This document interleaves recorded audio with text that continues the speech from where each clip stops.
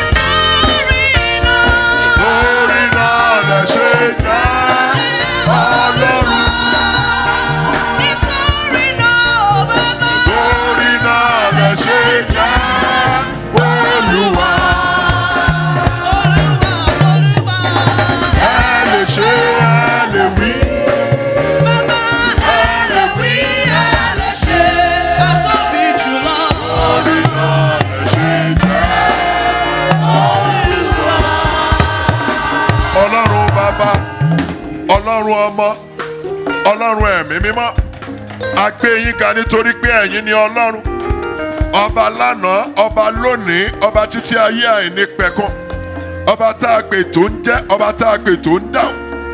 Ọlọ́run wa, ẹlẹ́dàá wa, olùrànlọ́wọ́ wa, olùpèsè wa, olùgbèjà wa, aláfẹ̀yìntì wa, olùrànlọ́wọ́ wa, ògo wa àti olùgbé orí wa sókè. Gbanigbani tí à ń sáyà, ọlọ́wọ́ gbọgbọgbọ tí yọmọ rẹ̀ nínú ààfin, elétí gbáròyé, olójú lùkárà bí ajere, ọba tí ò fìgbà kan yẹ̀ kúrò lórí òkè yìí, ọba tó ń fojoojúmọ́ dára sí wa. Ayìnyín lógo agbé yín ga. Ọlọ́run ìyanu gba ọpẹ́ wa, Ọlọ́run ìyanu gba ìyìn wa.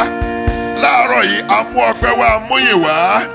Ògo ni fún orúkọ yín bàbá, fún àwọn ẹ̀rí lọ́kàn òjọ̀kan, fún àwọn oore tẹ́ ẹ ṣe fún ọkọ̀ kọ̀ọ̀kan, àwọn tó ń láǹfààní àti jáde àtàwọn tí ò lè jáde.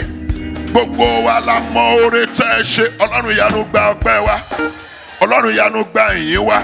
Fáwọn ohun tẹ́ ó ṣe nínú ìsìn láàárọ̀ yìí, Olúwa gba ọpẹ́ wa, Ọlọ́run ìyanu gba ìyìn wa. Nínú ìpàdé yìí lónìí, ẹ̀mí mímọ́ ẹ yìn ara yín lógo, ẹ jẹ́wọ́ títóbi yín, ẹ jẹ́wọ́ dídára yín, ẹ rìn lọ́nà ìyanu, ẹ fi agbára yín hàn. Ògo ni fún orúkọ Olúwa. Ọlọ́run ìyanu gba ọpẹ́ wa. Ẹ̀mí mímọ́ ẹ bọ́ sójú iṣẹ́. Gbogbo ọkàn tí ó fi ìtara gbàdúrà láàárọ̀ yìí, Olúwa lẹ́sẹ̀kẹsẹ̀ ẹ fi ìyanu bẹ̀ wá wò, ẹ fi ìdáhùn àdúrà bẹ̀ wá wò. Ògo ni fún orúkọ Olúwa. Jésù Kristi Olúwa wa. láti jókòó jẹ́ ká gba àwọn àdúrà ìpanu mẹ́ta yìí. Bẹ́ẹ̀ni sọ nínú ìwé Sẹ̀káríà orí ìkẹta ẹsẹ̀ ìkíní sí ìkẹrin pé a fi Joshua olórí àlùfáà hàn ó dúró níwájú àwọn áńgẹ́lì. Bọ́bẹ̀ sọ pé a wọ̀ ọ́ ní aṣọ èérí, afọṣọ èérí wọ̀ ọ́. Fúnra Joshua olórí àlùfáà kó ló wọṣọ, a fi wọ̀ ọ́ ni, a fọ́ọ̀sì aṣọ ìsórí ẹ̀ ni, torí pé kò sẹ́ni tí ó wọ aṣọ èérí. Aṣọ wo lọ̀tá gbé wọ̀ ọ́? Ètò gbé wọnú gbọ̀ngàn yìí láàárọ̀ yìí. Mi ò sọ aṣọ rú eléyìí tá a wọ̀ sọ́rùn yìí. Àwọn aṣọ kan bẹ tí ò ṣeé fojú rí. Aṣọ gbèsè, aṣọ àmúbọ́, aṣọ àìtẹ́gbẹ́, aṣọ àìsàn, aṣọ àìní, gbogbo aṣọ ẹ̀gàn èyí tọ́ta gbé wọ̀ mí tí mo gbé wọnú gbọ̀ngàn yìí. Olúwa fọwọ́ agbára rẹ̀ bọ́ sọnù. Ó yá korúkọ Jésù gbàdúrà. Gbogbo aṣọ ẹ̀gàn, aṣọ èérí, aṣọ tó sọ mí dẹni ìkọ̀sílẹ̀, aṣọ tó sọ mí dẹni táyé ò fẹ́ rí, aṣọ àbùkù, aṣọ àìní, aṣọ gbèsè, aṣọ ìyàgàn, aṣọ àmúbọ́. Ọlọ́run alágbára bọ́ kúrò lọ́rùn mi lónìí. Fọwọ́ agbára rẹ bọ́ dànù, bọ́ dànù, bọ́ dànù, bọ́ dànù. Gbogbo aṣọ èérí, gbogbo aṣọ àbùkù, gbogbo aṣọ tí ò yẹ ń bẹ́gbẹ́ pé orébókò ṣàǹdàyà bàbá. Gbogbo aṣọ tó mú àbùkù àti àdínkù bá ayé àti ìpín mi. Olúwa fọwọ́ agbára rẹ bọ́ sọnù láàárọ̀ yìí. Bọ́ sọnù, bọ́ sọnù. Ó ṣe Ọlọ́run ìyanu. Jésù Kristi Olúwa wa, Jésù Olúwa wa.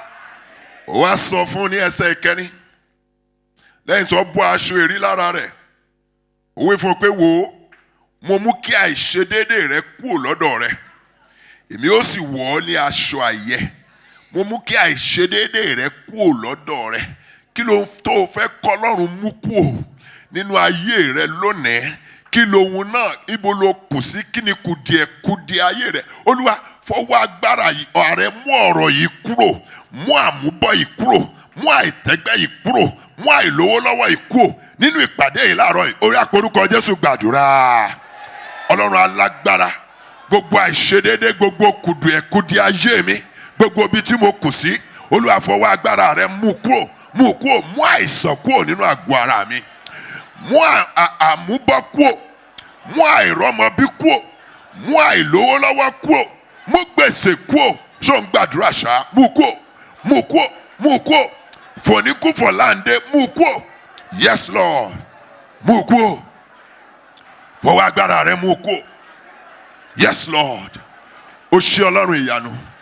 Jésù Kristi Olúwa wa, Jésù Olúwa wa. Ó dàbí pé àwọn aládùúrà ló wá sí ṣòru lálẹ́ àná. Bóyá wọ́n sì ń sùn, wọn ò tí ì jí, wọ́n ń bọ̀ lọ́nà. Torí pé mi ò tí ì rí ká fi ìtara gba àdúrà. Nínú ìwé Lúùkù orí ìkíní ẹsẹ̀ kejìdínlọ́gbọ̀n, Luke 1:28, áńgẹ́lì sọ fún Màríà, ó ní Màríà ńlẹ́ o, ìwọ ẹni tí a kọjú sí ṣe lóore, alábùkún fún ni ọ́ láàrin àwọn obìnrin. Olúwa látinú ìpàdé yìí lọ kọjú sí mi, ṣe àkànṣe oore sí mi, ṣe mí ní oore àkànṣe. Ó yá porúkọ Jésù gbàdúrà. Ọlọ́run alágbára, gẹ́gẹ́ bó ṣe ṣe fún Màríà látinú ìpàdé yìí lọ láàárọ̀ yìí, kọjú sí mi, ṣe àkànṣe oore sí èmi àtayé àtàwọn ọmọ mi, ṣe àkànṣe oore sí wa nínú ẹbí wa, ṣe àkànṣe oore fún wa nínú ìjọ yìí, nínú ìpàdé yìí láàárọ̀. Olúwa ṣe àkànṣe oore, irú oore eléyìí tó ti ṣe fún ẹnikẹ́ni láàrin àwọn akẹgbẹ́ mi, láàrin ọ̀rẹ́, nínú ẹbí mi rí. Olúwa ṣe fún wa nínú ìpàdé yìí láàárọ̀ yìí. Ṣe àkànṣe oore fún mi, ṣe àkànṣe oore fún mi. Olúwa kọjú sí mi, ṣe mí lóore. Kọjú sí mi, kọjú sí aya mi, sí àwọn ọmọ mi, ṣe wá lóore.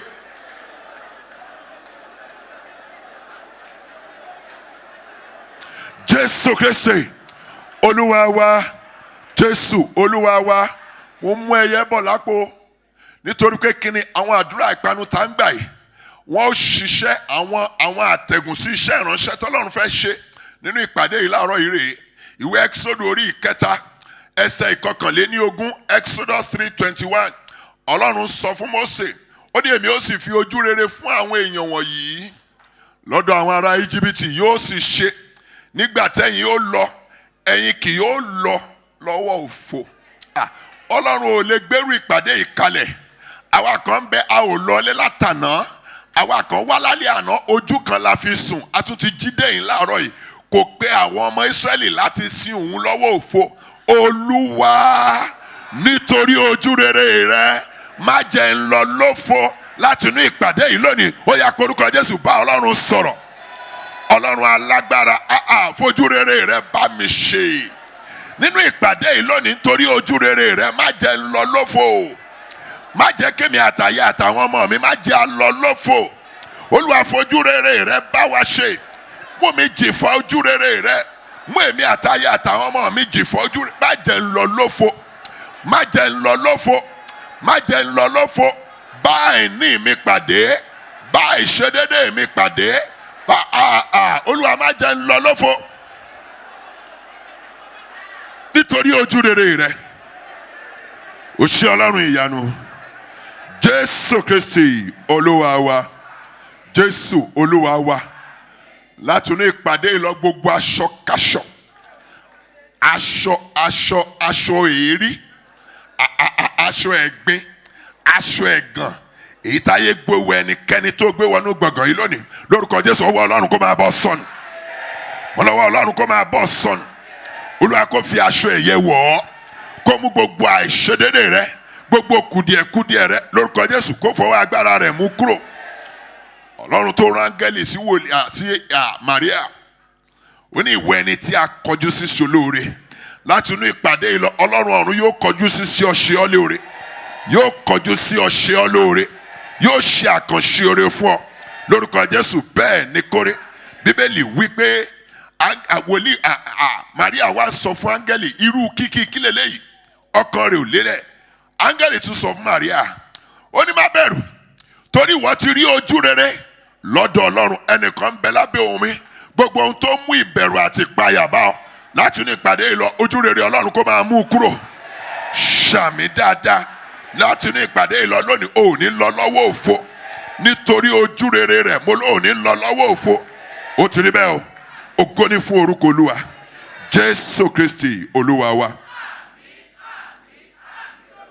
Ẹ jẹ́ ká pàtẹ́wọ́ ńlá sí Jésù. Mo kí wa káàbọ̀ síwájú Ọlọ́run láàárọ̀ yìí mo kí wa káàbọ̀ sí ìpàdé bámiṣe ẹlẹ́ẹ̀kejì nínú oṣù kẹta. Gbé Ọlọ́run ga fún ọwọ́ agbára rẹ̀ gbé Ọlọ́run ga fún okun àti agbára ètò fi ń fún wa. Àwa kan ti wà níyìn láti alẹ́ àná a ò lọlé àwa kan lọ àtúnjídé fẹ̀rẹ̀ torí pé kò sú ọ láti máa wà níwájú Ọlọ́run lórúkọ Jésù ọ̀rọ̀ rẹ ò ní sú Olúwa. Ṣàmì dáadáa a fẹ́ lọ gbàdúrà láàárọ̀ yìí àkòrí iṣẹ́ ìránṣẹ́ mo sì pè ní ojú rere lọ́dọ̀ ọba àwọn ọba ojú rere lọ́dọ̀ ọba àwọn ọba favour with the kings of kings. Ìwé orin Dáfídì orí kejìléní ọgọ́rùn-ún ẹsẹ̀ ìkẹtàlá Psalm 102 verse 13. Ìwọ ó dìde. Ìwọ ó dìde. Ìwọ ó ṣàánú fún Síónì. Ìwọ ó ṣàánú fún Débọ̀. Nítorí kíni? Ìgbà. Àti ṣe ojú rere. Nítòótọ́. Àkókò náà dé. Àkókò àti ṣe ojú rere sí ọ dé. Olúwa ó dìde yóò kọjú sí ọ ṣe ọ lóore. Láti inú ìpàdé ìlọ lórúkọ Jésù bẹ́ẹ̀ ni kórè. Ẹ bá mi ká lọ sínú ìwé Ẹ́sítérì orí ìkarùn-ún. A ó ka ẹsẹ̀ ìkíní sí ìkẹta. Esther chapter 5 verses 1 to 3. Kíákíá kí ni Bíbélì wí? Ó sì ṣe. Ní ọjọ́ kẹta. Ọjọ́ kẹta ọdún yìí láwà yìí oṣù kẹta láwà yìí. Ó ṣe ní ọjọ́ kẹta kí ló ṣẹlẹ̀? Ní Ẹ́sítérì wọ aṣọ ayaba rẹ̀. Ṣé o ti rí ìdí tí mo ṣe ní kí Ọlọ́run pààrọ̀ aṣọ wa lẹ́ẹ̀kan? Amen. Ẹ́sítérì wọ aṣọ ayaba rẹ̀. Kì í ṣaṣọ ọmọ ọ̀dọ̀ ló wọ̀. Kì í ṣaṣọ ẹ̀gbin ló wọ̀. Kì í ṣaṣọ èrí ló wọ̀. Gbogbo aṣọ tí ò ní jẹ́ kó bẹ́gbẹ́gbẹ́ ọwọ́ Ọlọ́run ti bọ́ sọnù láàárọ̀ yìí. Ṣàmì dáadáa. Mo sọ nínú ìsìn wa ní Sunday bíi méjì sẹ́yìn. Mo lò jù báyìí lọ, you are more than this. ẹwà rẹ jù báyìí lọ ògo Ọlọ́run fún ayé rẹ jù báyìí lọ torí náà gbogbo aṣọ tó burẹ́wà gbogbo aṣọ tó ń dí ọkùn láyé ọwọ́ Ọlọ́run ti mú kúrò ó díwá ó wọ aṣọ ayaba rẹ̀ yẹn. ó sì dúró ní àgbàlá ilé ọba tí ó wà nínú lọ́gangan ilé ọba ọba sì jókòó lórí ìtẹ́ ìjọba rẹ̀ ní ilé ọba tí ó kọjú sí ẹnu ọ̀nà ilé náà ó sì ṣe nígbà tí ọba rí Ẹ́sítérì ayaba ó dúró ní àgbàlá òun sì rí oore ọ̀fẹ́ lójú rẹ̀ ọba sì na ọ̀pá aládé wúrà tí ó wà lọ́wọ́ rẹ̀ sí Ẹ́sítérì Ẹ́sítérì sì súnmọ́ ó sì fi ọwọ́ kan orí ọ̀pá aládé náà nígbà náà ni ọba bí pé kí ni ìwọ ń fẹ́ Ẹ́sítérì ayaba àti kí ni ẹ̀bẹ̀ rẹ̀ àní dé ìdajì ìjọba ni a ó sì fi fún ọ. a ó sì fi fún ọ.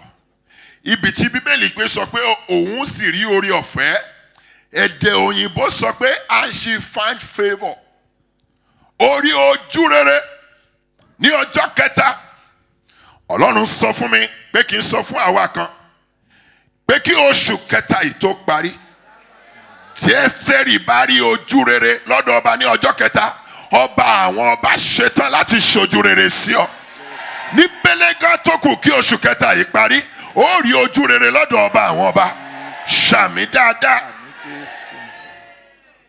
Ẹ́sítérì wọ àgbàlá ọba lọ ní ọjọ́ kẹta nínú oṣù kẹta yìí ìwọ pẹ̀lú ó wọ àgbàlá ọba àwọn ọba fún ojú rere tí yóò yí ìtàn ayé rẹ padà lórúkọ Jésù bẹ́ẹ̀ ni kó rí. Ọlọ́run ní kí n sọ fún ọ àkókò àti ṣe ojú rere àkókò àti rí ojú rere gbà lọ́dọ̀ Ọlọ́run tí ìṣọba àwọn ọba ó ti dé. Ohun méje ló ṣẹlẹ̀ sí Ẹ́sítérì nípasẹ̀ ojú rere tó rí gbà lọ́dọ̀ ọba Asuwerusi ọba ayé. Mélòó máa ní ìwà àtẹ̀mí nígbà tí Olúwa bá bú wa wọ gbàgede rẹ̀ ọba àwọn ọba ló ṣetán láti fẹ́ ṣe ọ lóore láàárọ̀ yìí. Jẹ́ ká kíyèsí ohun méje tó ṣẹlẹ̀ sí Ẹ́sítérì níwájú ọba Asuwerusi nítorí ojú rere tí ó sì ṣẹlẹ̀ sí wọn náà láti inú ìpàdé yìí lọ. Ohun àkọ́kọ́ ni pé ojú Olúwa àtojú ẹ̀dá yóò wá ọ rí. Ojú Olúwa àti ojú àwọn èèyàn rere àwọn èèyàn gidi àwọn tọ́lọ́run ti ṣètò láti ràn ọ́ lọ́wọ́ mo lójú wọn ó wá ọ rí lórúkọ Jésù bẹ́ẹ̀ ni kó rí. Ẹ́sítérì wọnú àgbàlá ọba Bíbélì sọ pé ọba rí gbọ́ mi nígbà tí àkókò àti ṣojú rere sí ọmọ Ọlọ́run bá dé ojú Ọlọ́run gbọ́dọ̀ rí.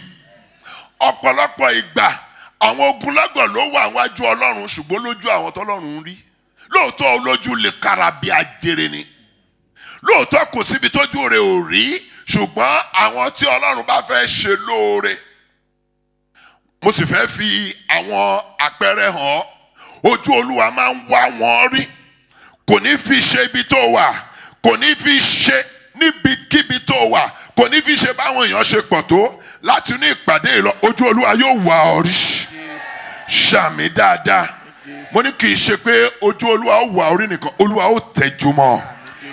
ó tẹjú mọ́ Bíbélì sọ pé àkókò tó kí ọkùnrin tó ní àrùn ẹ̀gbà ní etí odò Bethesda àkókò tó kó ṣí ipò padà àkókò tó kí ìtàn ayé rẹ̀ yí padà lórúkọ Jésù láti ní ìpàdé ìlọ Olúwa ó yí ìtàn ayé ẹnìkan padà.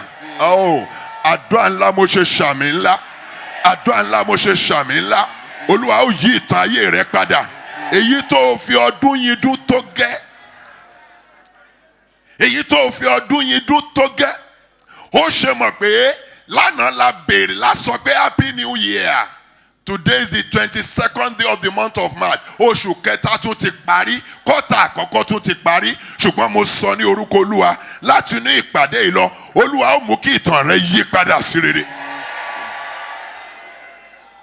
Bàbá ka ìwé Jòhánù orí ìkarùn-ún ẹsẹ̀ ìkíní sí ìkẹta sọ pé Jésù lọ sí adágún odò Bethesda.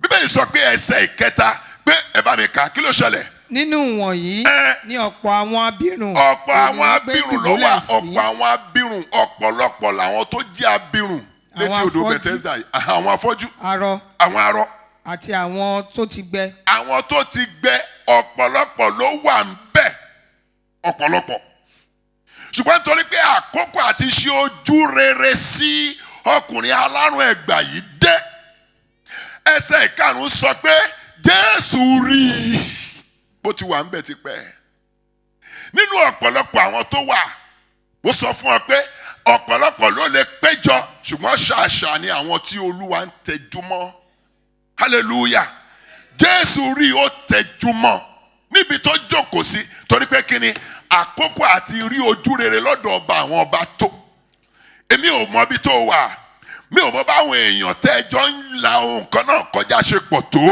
nítorí ojú rere Ọlọ́run ṣetán láti ṣiṣẹ́ fún ọ lórúkọ Jésù ojú Olúwa kó wá ọ rí àṣàmì dáadáa nínú ìpàdé yìí láàárọ̀ ojú Olúwa ó wá ọ rí ojú Olúwa ó wá ọ rí lórúkọ Jésù bẹ́ẹ̀ ni kórè àpẹẹrẹ kejì àwọn tí ẹni tí ojú Olúwa wá rí òun ní obìnrin kan tí a pè ní ọmọbìnrin Ábúráhámù nínú ìwé Lúùkù orí 13 ẹsẹ̀ 9 sí 13 Luke chapter 13 verses 10 to 13 bẹ́ẹ̀ sọ pé Jésù ń kọ́ni nínú sínágọ́gù ní ọjọ́ kan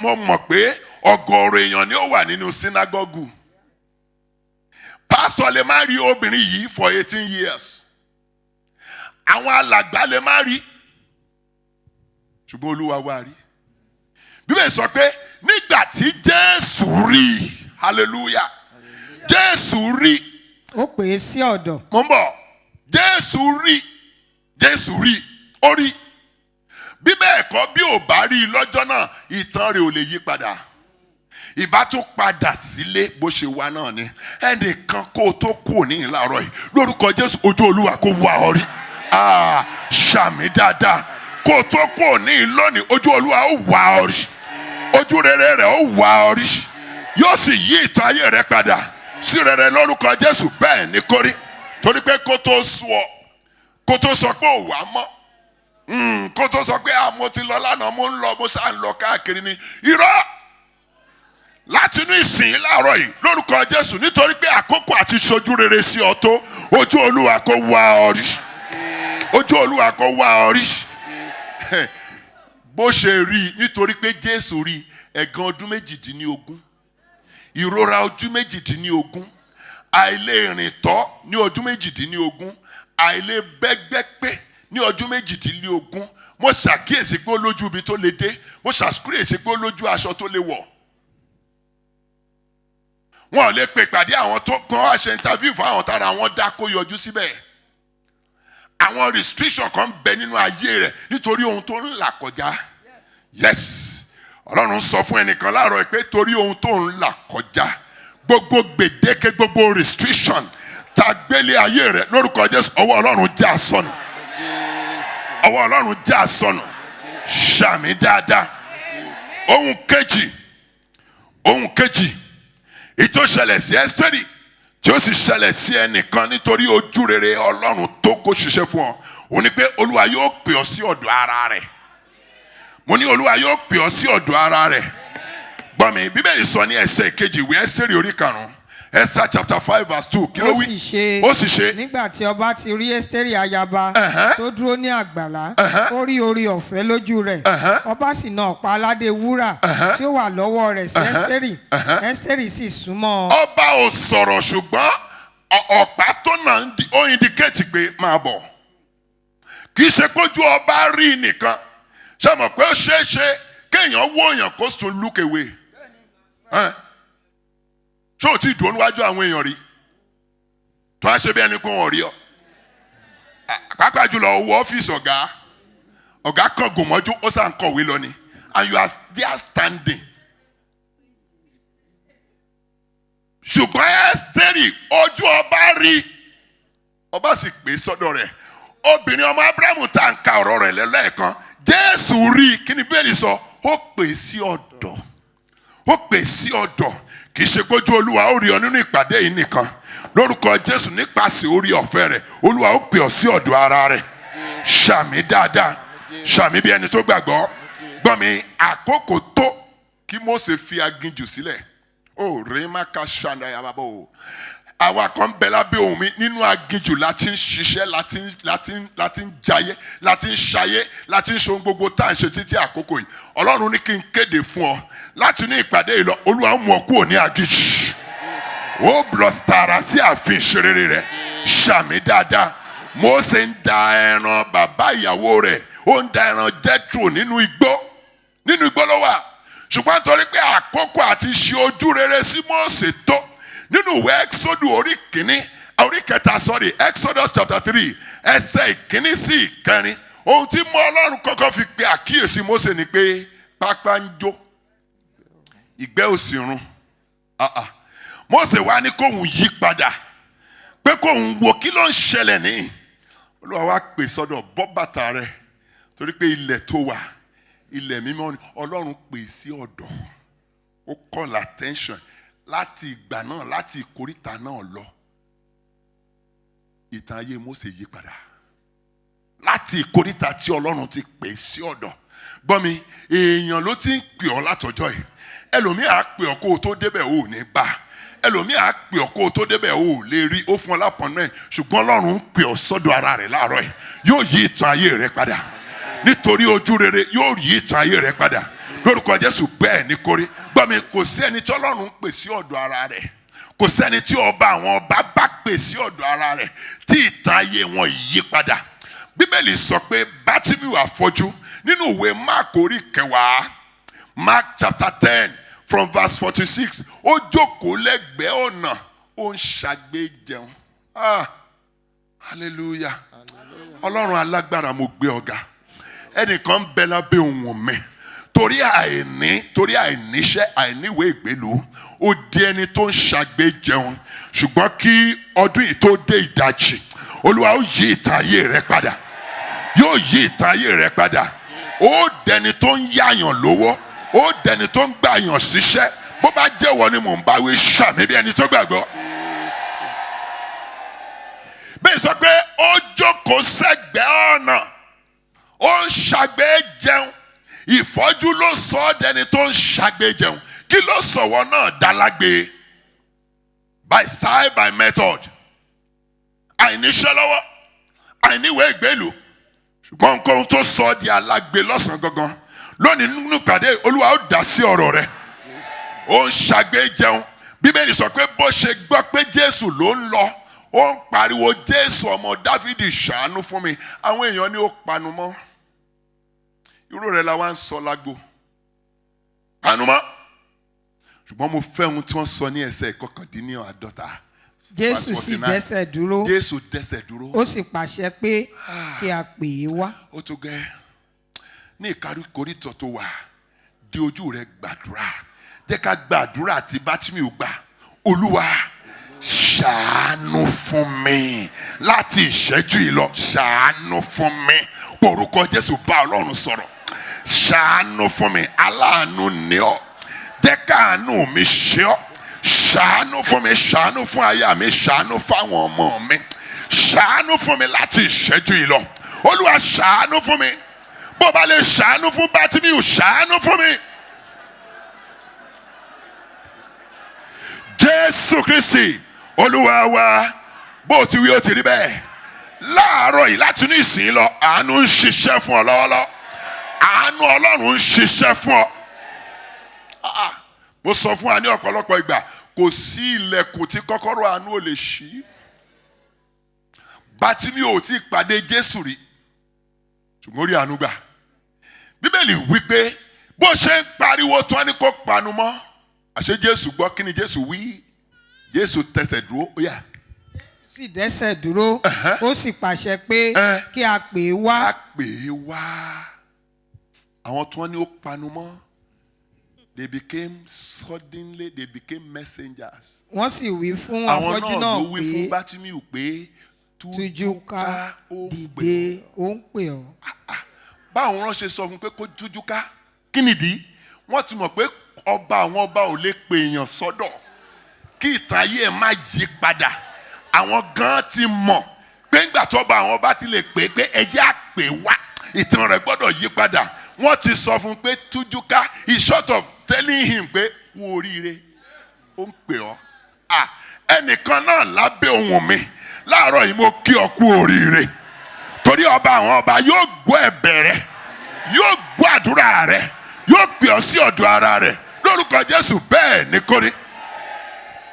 Tújúká dìde ó ń pè ọ́. Bátímíù gan mọ̀ pé èyí táwọn èèyàn yìí fi sọ pé kóhun tújúká yìí wọ́n ti rí ohun tó wọn ò rí. Ẹ mọ nǹkan tó ṣe, ó yín agbádá sọnù. Aṣọ tá a fi ń dá alágbèmọ̀ yúnífọ́ọ̀mù ẹ̀ afọ́jú yín aṣọ sọnù. Bóun ni ó ṣe délé ó mọ̀ pé ìtàn òun ti yí padà. Hallelujah. Láti ní ìpàdé ìlọ láàárọ̀ yìí lórúkọ Jésù Olúwa kó yí ìtàn ayé rẹ padà.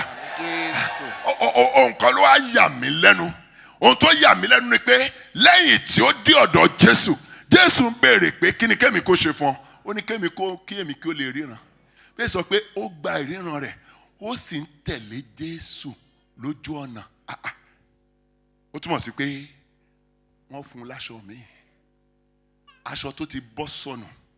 Aṣọ ìṣàgbé ni ojú rẹ̀ ti là kò tún lè wọ aṣọ ìṣàgbé mọ́. Hallelujah.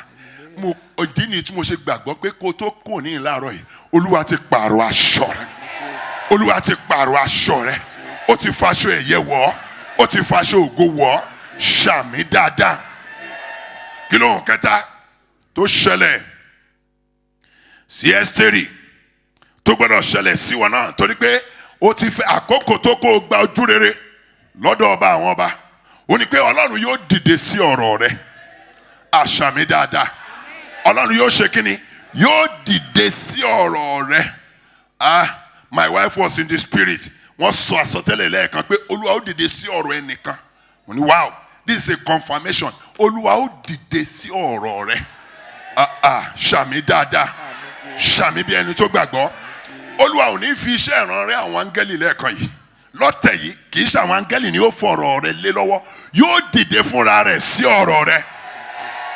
Torí Psalm 102 verse 13 ó ní ìwọ ó dìde.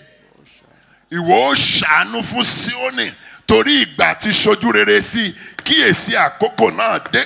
Nígbà tí àkókò àti ṣojú rere sí ọba tó, ọba àwọn ọba máa dìde lórí ìtẹ́ láti dá sí ọ̀rọ̀ ẹ̀dá.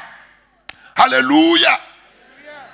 Mo sì fẹ́ ṣe àkàwé kan fún wa láàárọ̀ yìí. Nígbà tí àkókò bá tó láti ṣe ojú rere sí àwọn ọmọ rẹ̀, Ọlọ́run a máa dìde lórí ìtẹ́. Àkókò tó kí àwọn mẹ́ta kan gba ìyanu wọn. Àkókò tó kí àwọn mẹ́ta kan rí ìyípadà ológo. Mo ń sọ ọ̀rọ̀ Bíbélì mo ń sọ ṣùgbọ́n torí pé ó dìde lórúkọ Jésù Olúwa ó kà wọ́n mọ́ wọn. Olúwa ó kà wọ́n mọ́ wọn. Olúwa ó kà wọ́n mọ́ wọn. Ṣàmì dáadáa. Jẹ́jẹ́ ni wèrè aré àgàdàrà ló ń ṣe wèrè rẹ̀ nínú ibojì. Jẹ́jẹ́ ni ọmọbìnrin Jáírù ló ń ṣàìsàn dójú ikú. Jẹ́jẹ́ òun ni obìnrin onísun ẹ̀jẹ̀ ló ti ń ṣe wàhálà káàkiri. Ṣùgbọ́n torí pé àkókò àti ṣe ojú rere sí àwọn mẹ́tẹ̀ẹ̀ta yìí tó, torí pé àkókò àti yí ìtàn wa padà tó, Jésù wá sọ ní ọjọ́ kan ọba àwọn ọba nínú ìwé Mark orí kẹrin ẹsẹ̀ karùnléníọgbọ̀n Mark 4:35 ó ní ẹ jẹ́ ká lọ sí ojú kejì ìlú. Let us cross over to the other side. Wọn ò ránṣẹ́ pé Jésù, wọn ò kọ lẹ́tà pé ẹ jẹ́ ká lọ sí òdì kejì. Jésù ti rí ohun tó ń ṣẹlẹ̀ ní òdì kejì. Ó ti rí pé àwọn mẹ́ta yìí àkókò wọn tó kí ìtàn wọn yí padà. Àkókò tó kí wèrè ara Gàdárà fi bojì sílẹ̀ kó di evangelist kó mú ìpínṣẹ́. Àkókò tó kí ọmọ Jáírù tó ṣàìsàn dójúkú tó ti kú yìí kó di àyè. Àkókò tó obìnrin onísun ẹ̀jẹ̀ tó ṣà ń lọ káàkiri táwọn quack doctors tó ń gba sọ́ọ̀tún gba sósì àkókò tó kó gba ìwòsàn rẹ̀. Bẹ́ẹ̀ sọ pé bọ́n ṣe bọ́ sínú ọkọ̀ ìjì dìde gbọ́ mi nígbà tí àkókò bá tó kó o ṣe rere ìjì ò ní sọ pé wọn ò ní dìde. Ṣùgbọ́n ohun tó ṣẹlẹ̀ ni pé ìjì ń dìde too late. Ó mọ̀ ní ọba àwọn ọba ti dìde kí ìjì tó dìde. Torí náà gbogbo ìjì tó lè dìde sí ọ̀rọ̀ rẹ lónìí lórúkọ Jésù kan máa dákẹ́ jẹ́. Mo ní kan máa dákẹ́ jẹ́. Ṣàmì dáadáa. Jésù ti dìde kí ìjì tó dìde. Ẹ jẹ́ ká lọ sí òdì kejì. àwọn ọmọ ẹ̀yìn ò mọ ohun tó ń ṣẹlẹ̀ ní òdì kejì. Otherwise ṣé bí ìgbà tí jí dìde ó yẹ kó sọ pé ẹ jẹ́ á padà. Báwo bá lè lọ lónìí á lọ lọ́jọ́ mi. Ṣùgbọ́n no, torí pé àkókò àti ṣe rere àti ṣojú rere sí àwọn èèyàn mẹ́tẹ̀ẹ̀ta tí mo sọ yìí. Tó bá kà á láti Mark chapter 5, Bíbélì sọ pé bọ́n ṣe sọ̀kalẹ̀ kúrò nínú ọkọ̀ lẹ́yìn ìjì, wọ́n pàdé ọkùnrin yìí tó ń jáde bọ̀ láti inú túbú. Ó sì gba ìwòsàn rẹ̀. Lẹ́yìn náà, òun ni Jáírù dé. Jáírù sọ fún pé ọmọbìnrin òun ń ṣàìsàn lójú ikú. Wá lọ bá òun gbàdúrà fún. Níbi tó gbé ń tẹ̀lé lọ sílé, lóbìnrin onísun ẹ̀jẹ̀ ti rápálá látẹ̀yìn. Òun gba ìyanu tiẹ̀. Torí pé ó ń ṣètò obìnrin onídùn ẹ̀jẹ̀. Àkókò ti lọ. Àwọn aráalé Jáírù wá dé, wọ́n ní yé yọ ọ̀gá lẹ́nu. Ọmọ rẹ̀ ti kú. Ṣùgbọ́n ó ti dìde. Torí ohun tó sì ti dìde nù. Ó gbọ́dọ̀ ṣiṣẹ́ láṣeparí. Òun ló ń jẹ́ ìbẹ̀rẹ̀ àti òpin. Alpha àti Omega. Kò ń ṣiṣẹ́ ìlàbọ̀. Láti inú ìpàdé yìí lọ, Olúwa ó dìde sí ọ̀rọ̀ rẹ̀. Yóò sì ṣe àṣepé iṣẹ́. Yóò ṣe àṣepé iṣẹ́. Kò ní fi ṣe ohun tàtà ti lù pa. Torí pé àkókò àṣojú rere sí ọdẹ lórúkọ Jésù kó máa gba ìṣe. Ìsọjí kó máa dórí ọ̀rọ̀ náà. Ṣàmì dáadáa. Hallelujah. Olórin kan ló kọrin, Olúwa dìde, Olúwa dìde o, Olúwa ràn mí lọ́wọ́, ayé ń retí ẹlẹ́yà mi o, Olúwa dìde. Hallelujah. Ọba àwọn ọba ti dìde láàárọ̀ yìí. Ọba Síwérùsì dìde sí ọ̀rọ̀ Ẹ́sítérì. Pé aṣàdédé rí ọ ní gbàgede, ó dìde. Ṣùgbọ́n mo ní ìròyìn ayọ̀ fún ọ. Ọba ayé ló dìde yìí. Torí pé tíjì bá pọ̀ jù tí ẹ̀dá bá dìde sí ọ̀rọ̀ rẹ̀, wọ́n lè give up. Pé wẹ́ àìṣorí olórí. Ṣùgbọ́n ọba àwọn ọba tó dìde sí ọ̀rọ̀ rẹ̀, ìjì ò ràn, àrá ò ràn, kò sí ohun tó lè dí i lọ́wọ́. Torí náà ọ̀rọ̀ rẹ̀ tó dìde sí lórúkọ Jésù yóò ṣe àṣepé rẹ̀. Mo ní yóò ṣe àṣepé rẹ̀. Yóò ṣe àṣepé rẹ̀. Ṣàmì bí ẹni tó gbàgbọ́. Hallelujah. Ohun karùn-ún tó ṣẹlẹ̀ sí Ẹ́sítérì tí ó sì ṣẹlẹ̀ sí wa náà nítorí ojú rere. Torí ojú rere. Ó ní pé Olúwa yóò yí òfin padà nítorí rẹ̀. Ó gbọ́ mi dáadáa ni. Mo ní yóò yí òfin padà nítorí rẹ̀. Yóò yí òfin padà nítorí rẹ̀. Ìbáà jẹ́ òfin ìjọba, ìbáà jẹ́ òfin ilé iṣẹ́, ìbáà jẹ́ òfin orílẹ̀-èdè. Mo ní òfin ó yí padà nítorí rẹ̀. Ó mọ̀ ní ó ti dìde. Ó ti dìde nítorí ọ̀rọ̀ rẹ̀. Òfin ò ní dí i lọ́wọ́. Àdìkírì kan ò ní dí i lọ́wọ́. Ṣàmì dáadáa. Òfin gbọ́dọ̀ yí padà. Nígbà tó bá àwọn ọba bá fẹ́ ṣe ojú rere sí àwọn ọmọ rẹ̀, òfin a máa yí padà. Nínú ìwé Ẹ́sítérì orí 4, jẹ́ ká wo òfin tó wà nílùú. Esther chapter 4, verses 10 to 11. Kí ló ṣẹlẹ̀? Ẹ́sítérì sì tún sọ fún Hátákì. Ó sì rán sí Mọ́dékáì pé gbogbo àwọn ìránṣẹ́ ọba àti àwọn ènìyàn ìgbèríko ọba ni ó mọ̀ pé gbogbo wọn mọ̀ òfin tó wà nílùú pé ẹnikẹ́ni ìbá ṣe ọkùnrin tàbí obìnrin tí ó bá tọ̀ ọba wá sínú àgbàlá tinú tí kò bá pé òfin rẹ̀ kan ni pé kí a pa. Ó ti tó. Òfin tó wà nílùú nìyẹn. Bíbélì sọ pé òfin Páṣíà àti Médè kò sì ṣe yí padà. Òfin tó wà nílùú ni pé èèyàn ò gbọ́dọ̀ yọ síwájú ọba uninvited láì jẹ́ kó bá pè é. Ṣùgbọ́n ọ̀rọ̀ Ẹ́sítérì tá à ń sọ yìí, ohun tó ṣẹlẹ̀ ni pé Ẹ́sítérì kan gbé aṣọ ọya bá wọ ní, kò ní express permission ọba tó fi wájú rẹ̀. Ó mọ̀dí tí wọn náà àwa kan ń bẹ ààyè láti wà níwájú àwọn ọba ṣùgbọ́n orí ọ̀fẹ́ ti kà wáyé, àánú ti kà wáyé. Tí wọ́n bá ń sọ pé àwọn tí ó gba ìyanu kì í ṣerú Bátímíù. Bátímíù ò mọ Jésù, kì í ṣàtúnbí, ṣùgbọ́n orí ọ̀fẹ́ kà yẹ, àánú kà yẹ. Ẹnìkan bẹ lábẹ́ ohùn mi, orí ọ̀fẹ́ Ọlọ́run yóò kà ìwọ náà yẹ, àánú yóò kà ọ́ yẹ, gbogbo ibi tí wọ́n lò lẹ́tọ̀ọ́ láti dé, wọ́n lò yẹ láti gòkè débẹ̀, ṣùgbọ́n nítorí pé ojú rere Ọlọ́run ṣetán láti ṣiṣẹ́ fún ọ lórúkọ Jésù, ó débẹ̀, ó kọjá bẹ̀.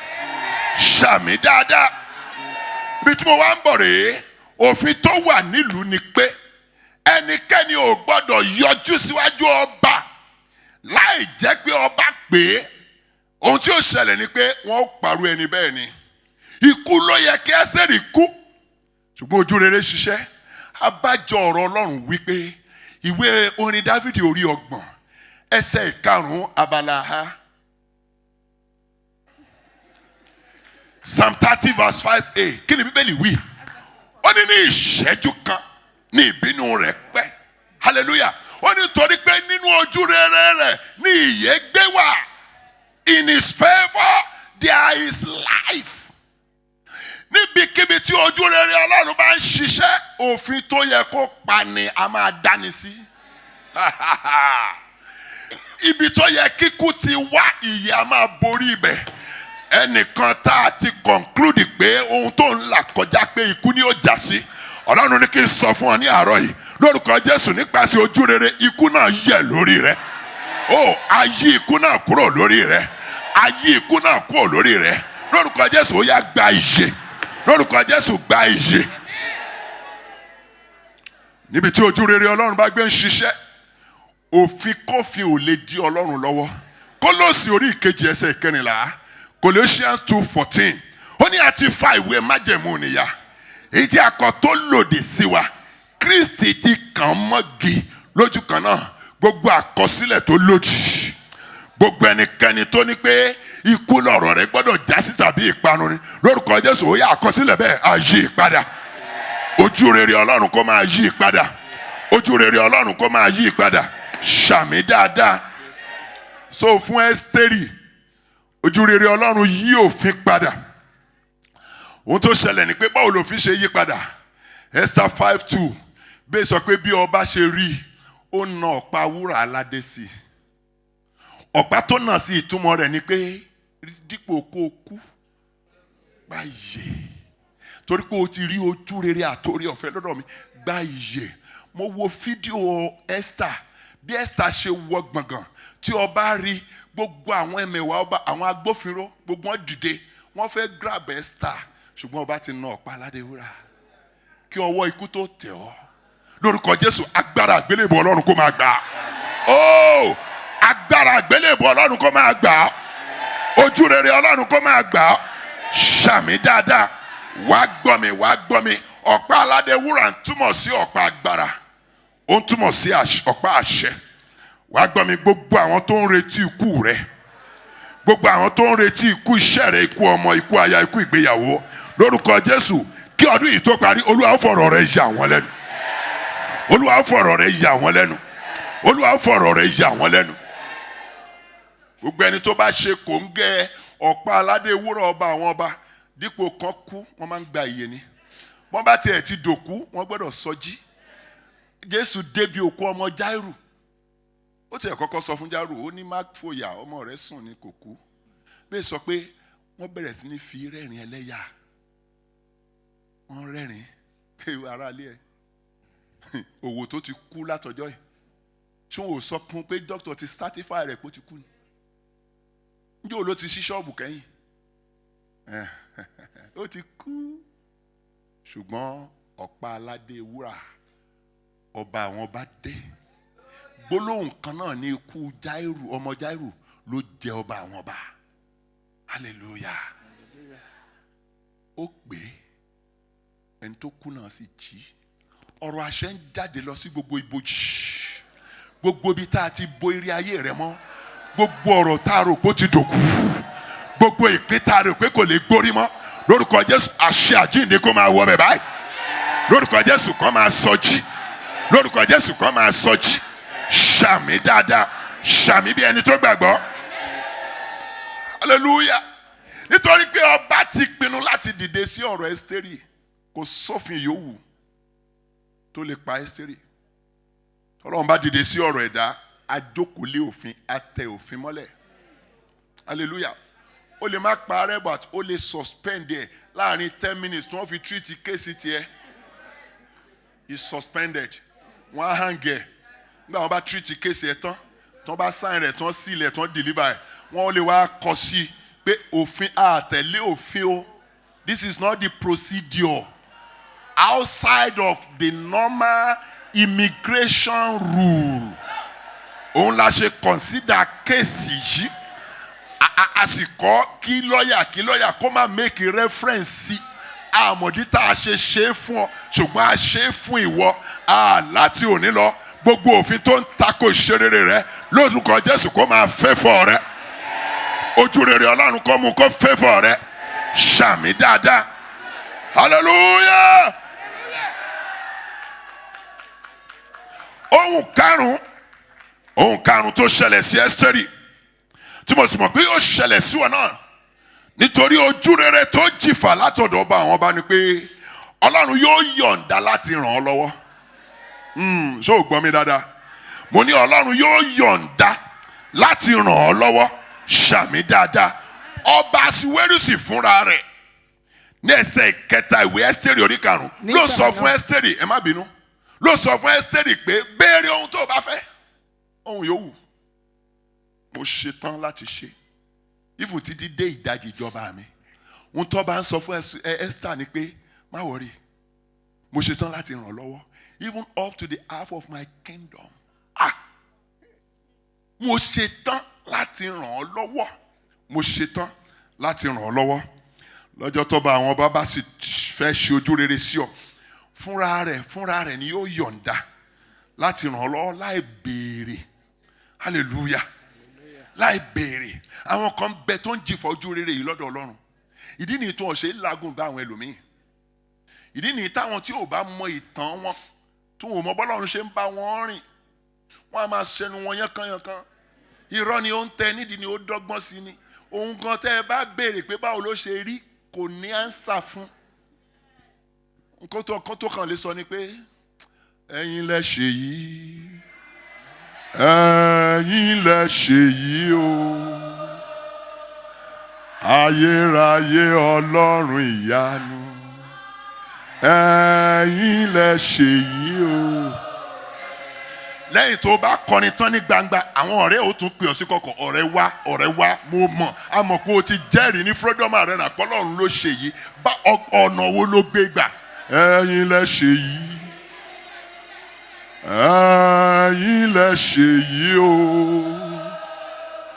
ayérayé Ọlọ́run ìyanu, ẹ̀yin lẹ ṣe yìí o. Ìwé Àìsáyà orí 41 ẹsẹ̀ ìkẹwàá sí ìkẹtàlá. Àìsáyà 41 verses 10 to 13. Ó ní má bẹ̀rù, èmi ó ràn ọ́ lọ́wọ́. Ó ní èmi ó fi ọwọ́ ọ̀tún òdodo mi gbé ọ sókè. Ó láwọn tó ń bá ọjà ní ojú òtì.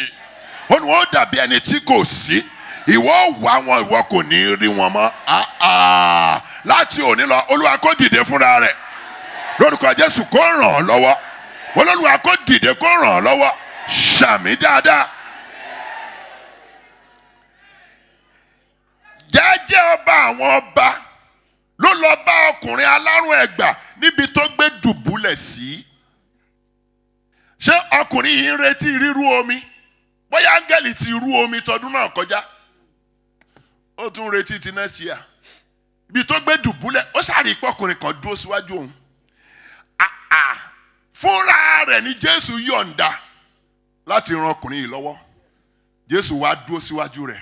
Arákùnrin, John chapter 5 verses 2 to 6. Ìwọ fẹ́ ká mú ọ lára dábí? Ẹ wá mọ̀, ó rò para ìlú mi lọkùnrin yìí. Ó fẹ́ sọ ìtàn kó bá lè mọ̀ pé kì í ṣe bó ṣe dúró yìí nìkan ló lè sọ fún mátà mi. Bá sọ àdúrà kékeré tẹ́ gbà yìí kì í ṣe ẹ bá mọ ìrìn àjò mi, ẹ jẹ́ ń pilẹ̀ ìrìn àjò, ẹ jẹ́ ń sọ fún yín bó ṣe bẹ̀rẹ̀. Ó wá kọjú sí, ó ní ọ̀gbẹ́ni, èmi kò ní ẹni, mi ò léèyàn kankan. Áńgẹ́lì a máa wá lọ́dọọdún láti máa rú omi, láti máa ṣe, ṣùgbọ́n mi ò ní ẹni. Ṣùgbọ́n torí pé ìrànlọ́wọ́ ti dúró níwájú ẹ̀, àròyé ò ká. Jésù wá wò pé má ṣàròyé mọ́, èyí tó o ṣe for the past 38 years tó gẹ́, èmi ojú rere mo dúró tì ọ́ yìí. Dìde gbé àkéte rẹ kó o máa rìn. lẹ́sẹ̀kẹsẹ̀ àìsàn 38 years ìdúró sójú kan náà 38 years ó di ẹ̀rí torí pé kí ni ọlọ́run àwọn ọlọ́run pinnu láti ràn ọ́ lọ́wọ́ láti inú ìpàdé yìí lọ lórúkọ Jésù ọba àwọn ọba kó máa ràn ọ́ lọ́wọ́ mo ní kó máa ràn ọ́ lọ́wọ́ mo ní kó máa ràn ọ́ lọ́wọ́ lóòótọ́ ó lójú ibi tó fojú sí lóòótọ́ ó lójú ibi tó fojú sí ó fẹ́ follow normal procedure ṣé normal procedure ní ètò odò Bethesda ni pé ẹnìkan ló gbọ́dọ̀ gba ìyanu lọ́dún ẹni tó bá kọ́kọ́ bọ́ síwájú omi but níbi tí ojú rere Ọlọ́run bá gbé ń ṣiṣẹ́ protocol is always suspended Ọlọ́run pa protocol sẹ́gbẹ̀ẹ́ kan mo sọ fún ọ lẹ́ẹ̀kan pé nígbà tí ojú rere bá tó Ọlọ́run ò ní fi iṣẹ́ rẹ̀ rángẹ́lì fúnra Jésù ló sọ̀kalẹ̀ ló sì fa ọkùnrin yìí dìde ní àrùn ẹ̀gbá rẹ̀ sì pààrẹ́ ló pòórá lẹ́sẹ̀kẹsẹ̀ lónìí lórúkọ Jésù torí Olúwa ti dìde fúnra rẹ̀ kó ràn ọ́ lọ́wọ́ kó gbé ọ lórí sókè kó yí ìtayé rẹ padà kó sọ ẹ̀gàn rẹ di ògo kó sọ ẹkún rẹ dẹ̀rín ṣàmì dáadáa hallelujah.